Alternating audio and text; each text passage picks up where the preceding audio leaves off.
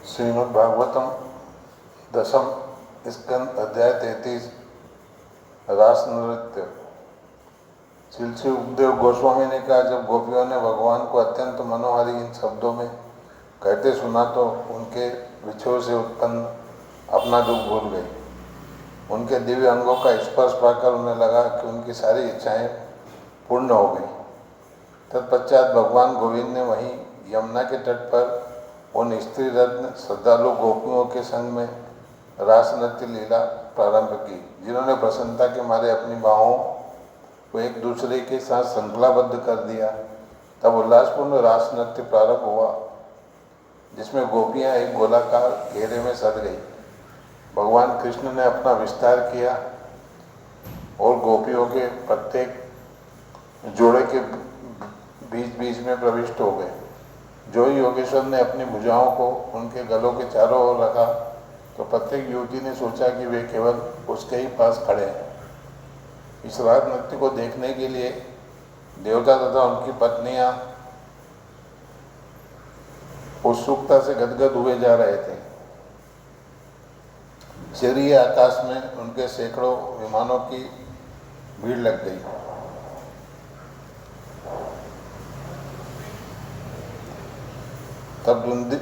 तब आकाश में धुंधुमी आवाज उठी और फूलों की वर्षा होने लगी। हरे कृष्ण कृष्ण कृष्ण हरे हरे, हरे राम राम राम हरे हरे, हरे कृष्ण कृष्ण कृष्ण हरे हरे, हरे राम राम राम हरे हरे।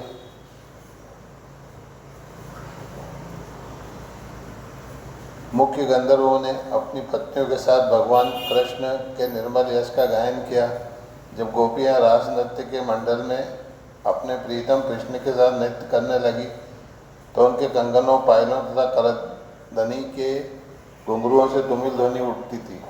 नृत्य करती गोपियों के बीच भगवान कृष्ण अत्यंत शोभायमान प्रतीत हो रहे थे, जिस तरह सोने के आभूषणों के बीच मरकतमणि शोभा पाती है। जब गोपियों ने कृष्ण की प्रशंसा में गीत गाया तो उनके पाँवों ने नृत्य किया, उनके हाथों ने इशारे किए और उनकी भौहें हंसी से युक्त होकर मटकने लगी। जिनकी भेड़ियाँ तथा कमर की पेटियाँ मजबूत बंधी हुई थी, जिनकी कमर लचकती हुई थी, जिनके मुखों पर पसीने की बूंदें झलकती थी तथा जिनके कानों की बालियाँ गालों पर हिलडुल रही थी, कृष्ण की ऐसी तरुणी प्रियाएँ बादल के समूह में बिजली की गोंद की तरह चमक रही थी। विविध रंगों से रंगे कंठों वाली माधुर्य प्रेम का आनंद पाने की इच्छुक गोपियों ने जोर जोर से गायन और नृत्य किया। वे कृष्ण का स्पर्श पाकर अति आनंदित थी और उन्होंने जो गीत गाए उनसे सारा ब्रह्मांड भर गया। एक गोपी ने भगवान मुकुंद के गाने के साथ साथ शुद्ध मधुर राग गाया, जो कृष्ण के स्वर से भी उच्च सुर ऊंचे स्वर में था। इससे कृष्ण प्रसन्न हुए और बहुत अच्छा कहकर उसकी प्रशंसा की। जब एक गोपी रास नृत्य से थक गई तो वह अपने बगल में खड़े गदाधर कृष्ण की ओर मुड़ी और उसने अपनी बाह से उनके कंधे को पकड़ लिया। नाचने से उसके कंगन तथा बालों में लगे फूल ढीले पड़ गए थे।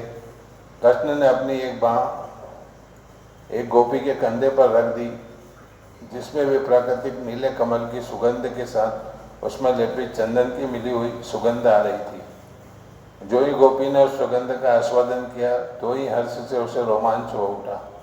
एक अन्य नाचती तथा गाती हुई गोपी, जिसके पाँव के नुपुर और कमर की करदनी के घुंघरू बज रहे थे, थक गई, अतः उसने अपने पास ही खड़े भगवान अच्युत के सुखद कर कमल का आश्रय लिया।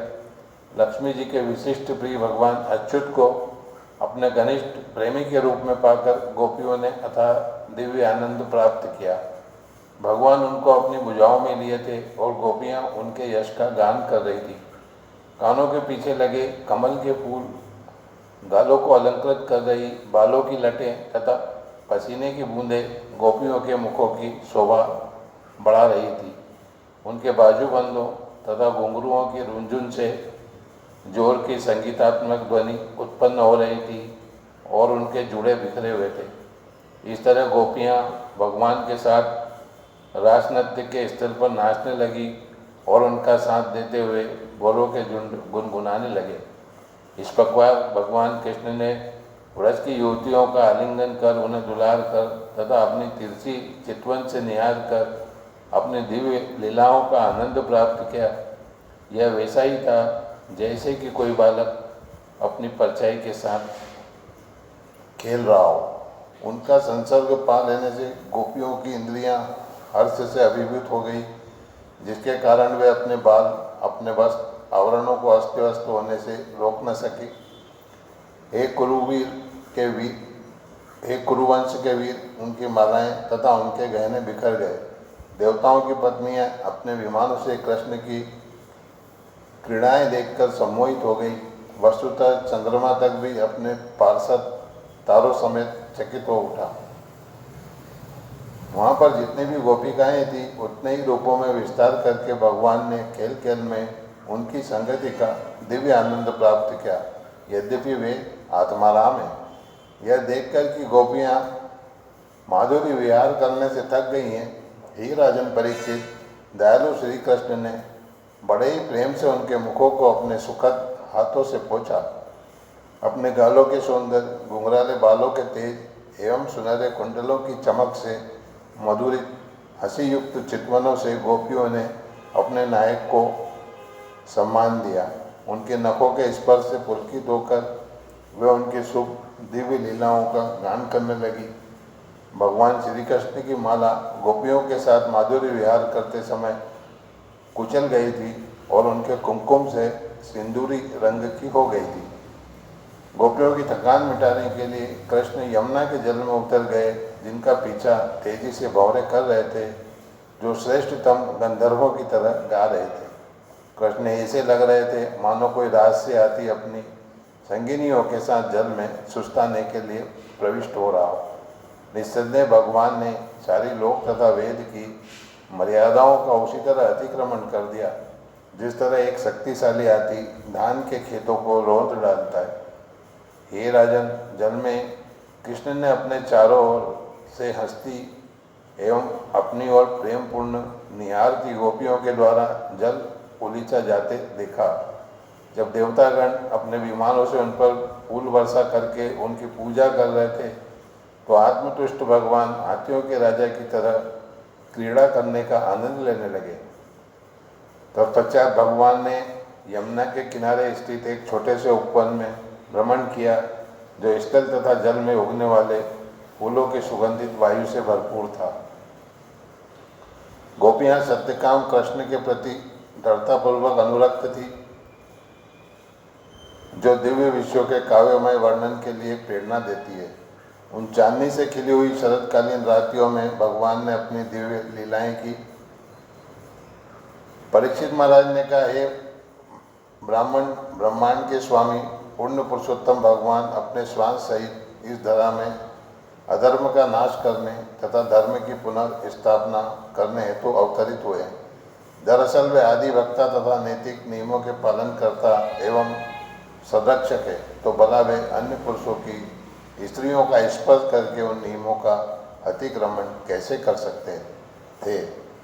ये श्रद्धावान व्रतधारी, कृपा करके हमें ये बतलाकर हमारा संशय दूर कीजिए कि पूर्ण काम यदुपति के मन में वह कौन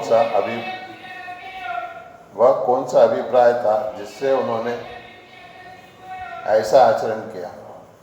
श्री सुखदेव गोस्वामी ने कहा, शक्तिशाली नियंताओं के पद पर किसी ऊपरी साहसपूर्ण उल्लंघन से जो हम उनमें देख पाएँ कोई आँच नहीं आती, क्योंकि वे उस अग्नि के समान होते हैं जो हर वस्तु को निगल जाती है और अदूषित बनी रहती है। जो महान संयमकारी नहीं है, उसे शासन करने वाले महान पुरुषों के आचरण की मन से भी कभी नकल नहीं करनी चाहिए। यदि कोई सामान्य व्यक्ति मूर्खतावश ऐसे आचरण की नकल करता है, तो वह उसी तरह विनष्ट हो जाएगा जिस तरह की विष के सागर को पीने का प्रयास करने वाला व्यक्ति। यदि वह रुद्र नहीं है, नष्ट हो जाएगा। भगवान द्वारा शक्ति प्रदत्त दासों के वचन सदैव सत्य होते हैं और जब वे इन वचनों के अनुरूप कर्म करते हैं तो वे आदर्श होते हैं। इसलिए जो बुद्धिमान है उसको चाहिए कि उनके आदेशों को पूरा करें। हे प्रभु, जब मिथ्या अहंकार से रहित ये महान व्यक्ति इस जगत में पवित्र भाव से कर्म करते हैं तो उसमें उनका कोई स्वार्थ भाव नहीं होता, और जब वे ऊपरी तौर से पवित्रता के नियमों के विरुद्ध लगने वाले कर्म अनर्थ करते हैं तो भी उन्हें पापों का फल नहीं भोगना पड़ता। तो फिर समस्त सजीव प्राणियों, पशुओं, मनुष्यों तथा देवताओं के स्वामी भला कोई शुभ तथा अशुभ से किसी प्रकार का संबंध कैसे रख सकते हैं जिससे उनके अधीनस्थ प्राणी प्रभावित होते हों। जो भगवत भक्त भगवान के चरण कमलों की धूलि का सेवन करते हुए पूर्णतया तुष्ट हैं, उन्हें भौतिक कर्म कभी नहीं बांध पाते। न ही भौतिक कर्म उन बुद्धिमान मुनियों को बांध पाते हैं जिन्होंने योग शक्ति के द्वारा अपने को समस्त कर्म फलों के बंधन से मुक्त कर लिया है।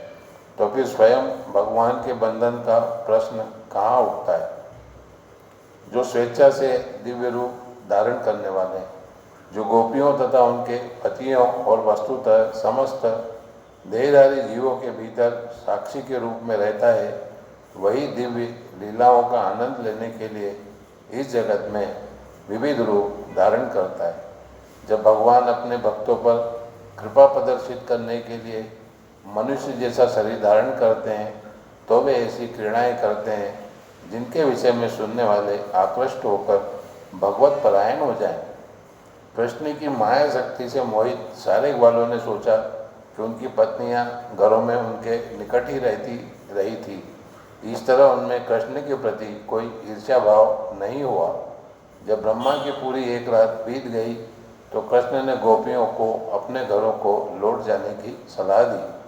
यद्यपि वे ऐसा करना नहीं चाह रही थी तो भी भगवान की इन प्रेयसियों ने उनके आदेश का पालन किया। जो कोई वृंदावन की युवा गोपियों के साथ भगवान की क्रीड़ाओं को श्रद्धापूर्वक सुनता है या उसका वर्णन करता है, वह भगवान की शुद्ध भक्ति प्राप्त करेगा।